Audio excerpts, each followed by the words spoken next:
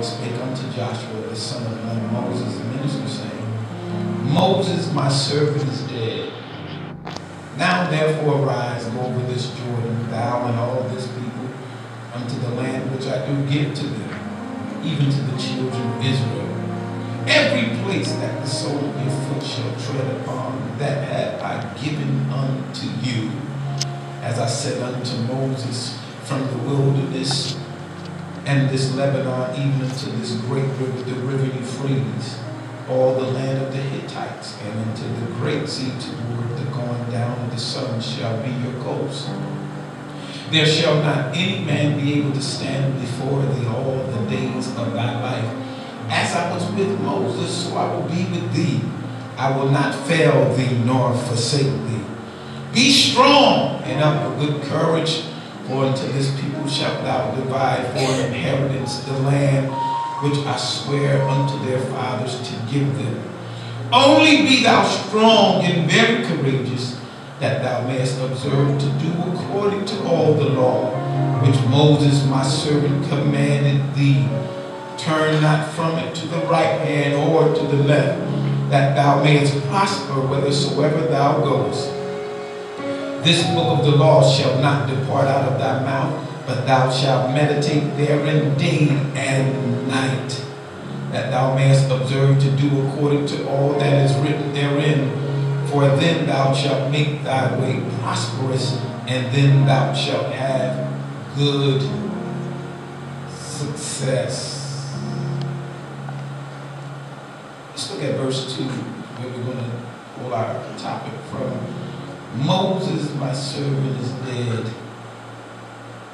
Now therefore arise, go over this Jordan.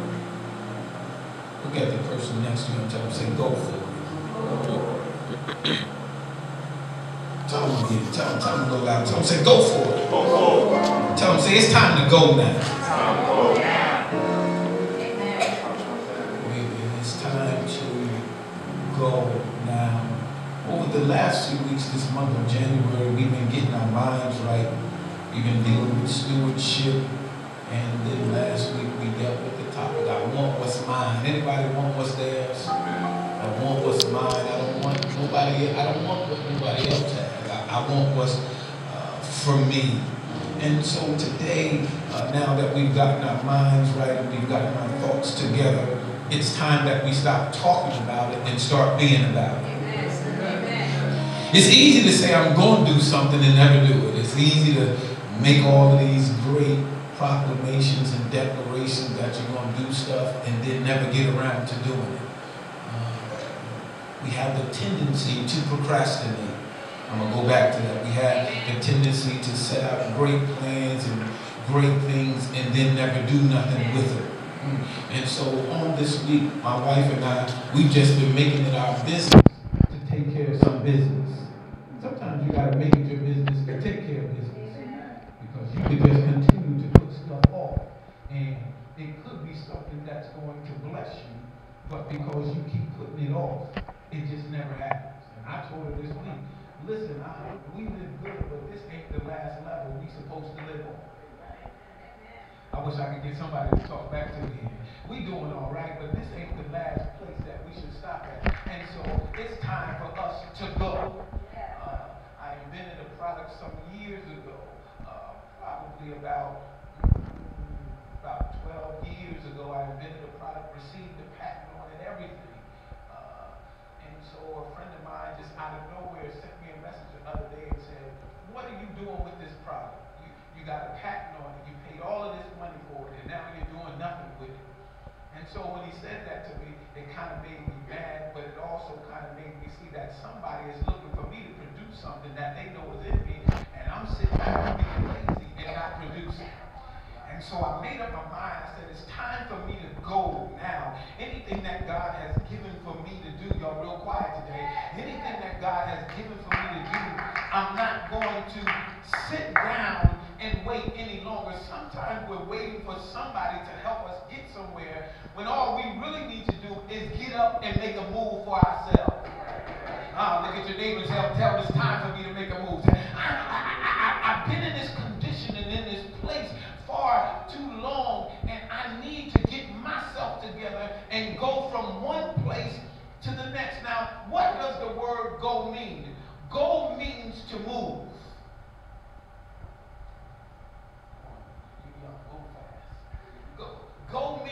to move. Go means to travel. Go means to proceed. Everybody say proceed. And proceed means I'm going forward. I'm not going backwards any longer. Some of us have gone backwards far too long. Go means to give entry. Everybody say give entry. And then the last thing that go means here from the dictionary, it means to function properly. And so some of us have not been functioning properly. Well, I ain't going to talk about y'all, I'm going to talk about me. I have not been functioning properly because some things I should have moved on, I haven't been moving on them. And so some things I held up. It wasn't that God didn't hear me. It was that I didn't do what I was supposed to do. Y'all ain't talking to me here. And now I made up my mind today that I'm going to function properly. It don't make no sense to function if it ain't functioning right. You take your car to the shop as soon as something go wrong. I hope some of y'all ain't backyard mechanics. Nah, I ain't taking it to the shop. It's going, don't look at Brother Sidney. Don't look at Brother Sidney because he think he can fix everything. Don't look at Brother Sidney. Y'all looking at him. Don't look at him. He think he can fix everything. He is not paying nobody to come fix nothing. He is a genius to where he'll figure out how it works and then fix it. Somebody will say it's broke. But see, that's not my forte. I can't fix nothing but some chicken, some barbecue chicken. But he can fix stuff. And so some of us, he can get it to work properly. Some of us, that's not our forte. Everybody say, look at somebody and say, stay in your lane. If that's not your lane, then don't try to get in the lane that's not yours. And so today, we've got to make up our mind to go. Everybody say go. Now, after verse 1, now after the death of Moses. Moses spent 40 years with Pharaoh, 40 years in the wilderness, and then another 40 years in the wilderness. The last 2/3 of his life was in the wilderness because he was with people that didn't want to go nowhere. Did you hear what I said? He was with people that didn't want to go nowhere. It's a shame when the only thing people got to do is get on the bus and they're going to get a free ride.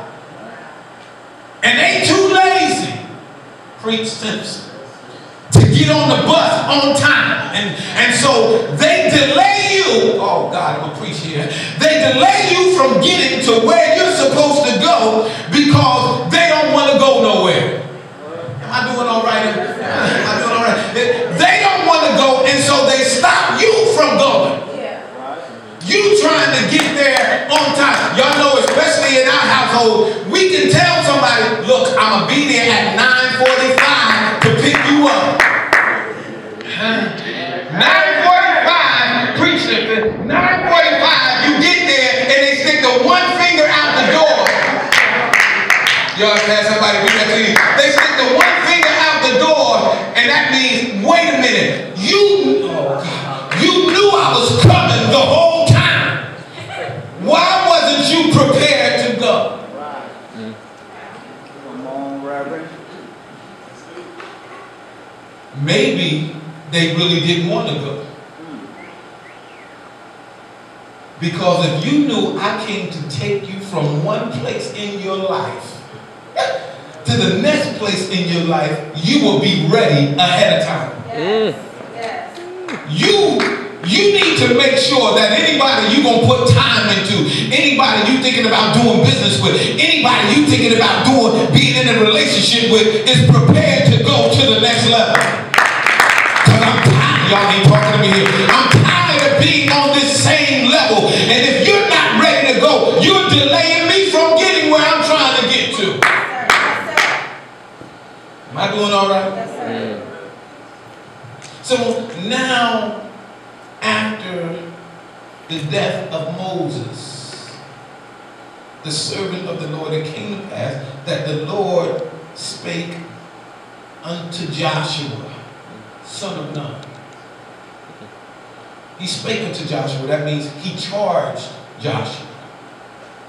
He challenged Joshua. It means he became an advocate on Joshua's behalf. God is challenging some of us today to go. But some of us don't like the challenge because we feel like we may not win.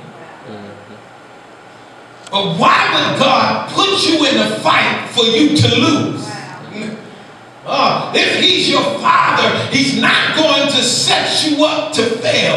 Look at your neighbor and tell him, say, you won't lose. He's not putting you in this to fail. A challenge only brings out what's in the champion.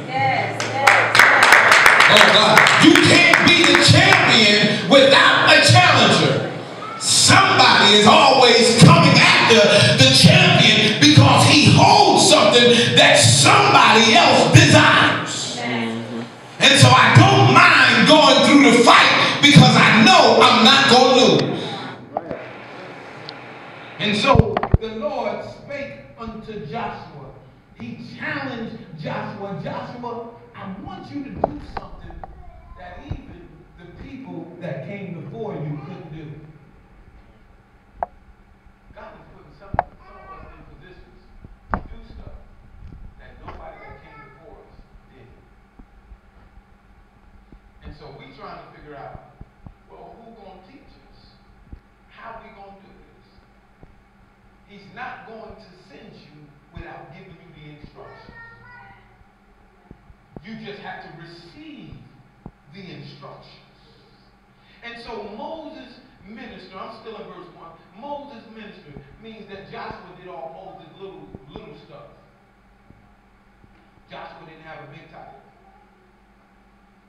Say that again. Joshua didn't have a big title. Because you know, a lot of times in church, people want titles. That ain't with us, but a lot of people want titles in church. Well, I'm this. I'm elder over the 3 elders of 2 elders. I'm the presiding such and such. Don't nobody care about your title. Joshua was Moses' minister. Stay with me. That means Joshua did the servile work. Moses needed something small done. He called Joshua. Joshua run over there. Joshua goes. So people could have been looking at Joshua like, you just a flunky. Stay with me. Now when Moses went to tell Pharaoh that the children of Israel need to be delivered, he went with his brother Aaron, who had a title. How come when it was time for them to take the land, God didn't speak to Aaron, but he spoke to Joshua? Sometimes it may seem like you're not important, but you're the chosen one. It may seem like you're doing all of the small stuff. Your boss or somebody could constantly call you to do stuff. And you be like, why they always calling me to do this? Why am I the one that they always calling? Don't look at it from that standpoint. Look at it from the standpoint of that's favor. Because they see something in you where they believe in you enough that they know they can make you, they can give you tasks where you have to multitask and you still get the job done. Everybody don't have what it takes to do more than one thing at one time. Some people just got tunnel vision. They can only do one thing at one time. So when they're calling you saying, handle this, handle that, and handle this, that means you are more gifted than the person that's next to you. Who am I talking to right here? You cannot get frustrated because they're depending on you. That just means your shoulders are a whole lot stronger than the person next to you. Tell the person next to you, say, I'm stronger than what I look. Yeah, so he didn't call somebody that was in the limelight. This minister also means a worshiper. Everybody say worshiper. Joshua wasn't afraid to lift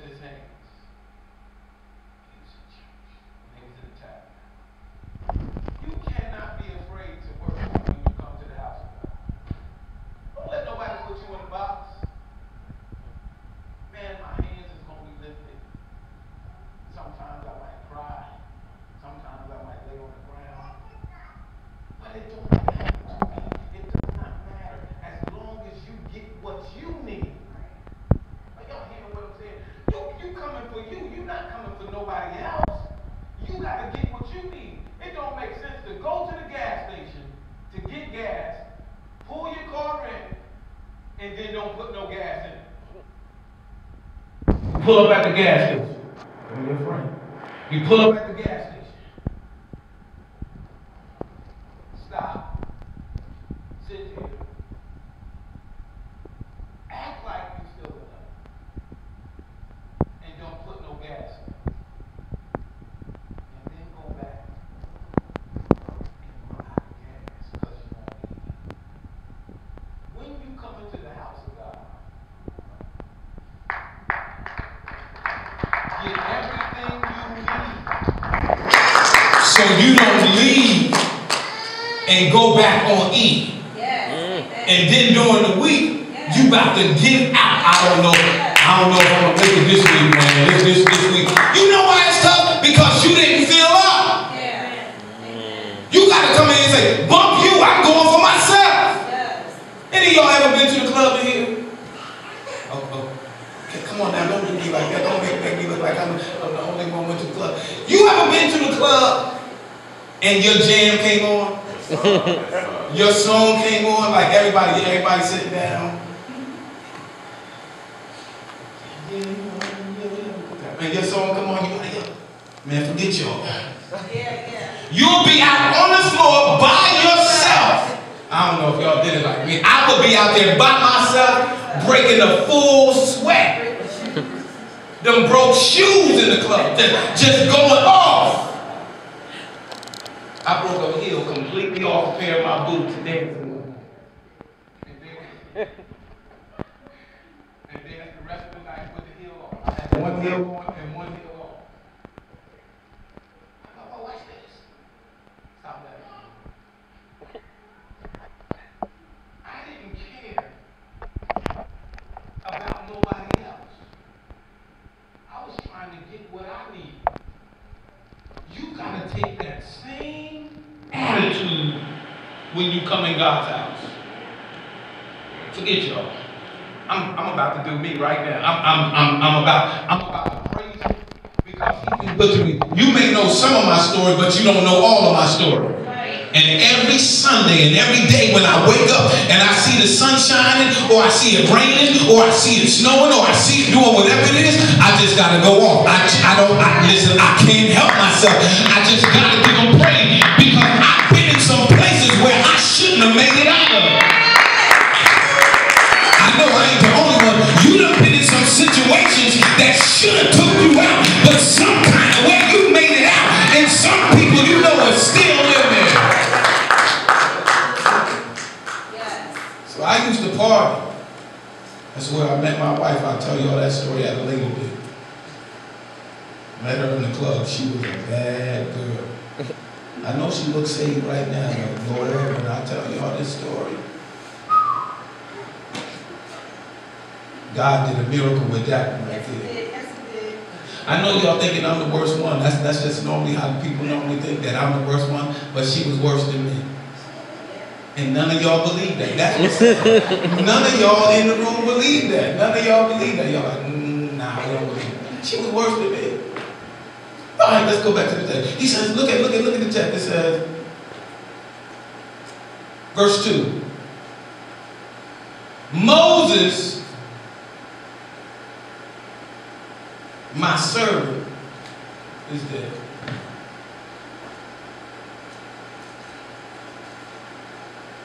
When Moses died, he wasn't sick.